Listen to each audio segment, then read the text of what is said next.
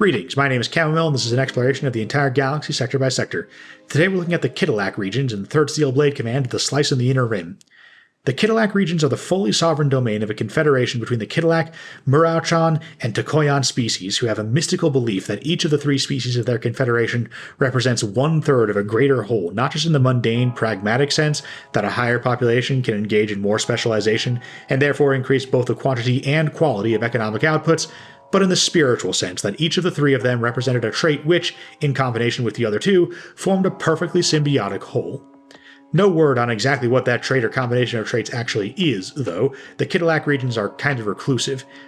Each of the 3 species rule exactly 63 systems in the region, with another 3 systems open to all, including outsiders. That might sound like a lot, and without exact census data, it's hard to know for sure if it is or isn't, but bear in mind that in every other sector there are hundreds or even thousands of inhabited worlds, but the vast majority of them are places like Ferrix and Trask, one-town planets with a population of less than 100,000, so probably the Ktilac regions have a population slightly higher than average for a sector, since they have 3 species homeworlds instead of just 1, but still well below that of sectors with ecumonopoli, because a couple hundred one-town planets just doesn't even add up to 1 billion additional inhabitants. Galactic census data is always unreliable. Tatooine's official population is about 300,000, but it's so poorly documented that estimates as high as 50 million aren't totally unreasonable. But we straight up don't have population figures or much other information on Ktilac because they never had any information recorded about them before Palpatine's purge of the bureaucracy. The Ktilac regions were an allied region of the Old Republic, a fully sovereign government that was neither subject to the laws of the Senate nor had any representation in the Senate.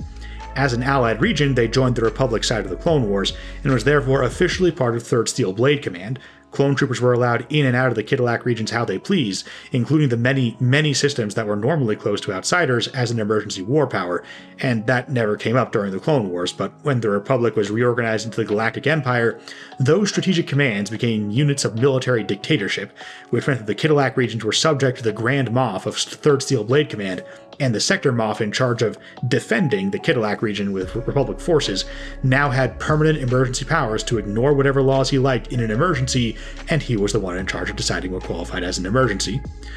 The Ktilac regions didn't even have any Senate representation, which means despite being an inner rim sector, it was shockingly easy for the Empire to get away with shit like enslaving the Murauchan species.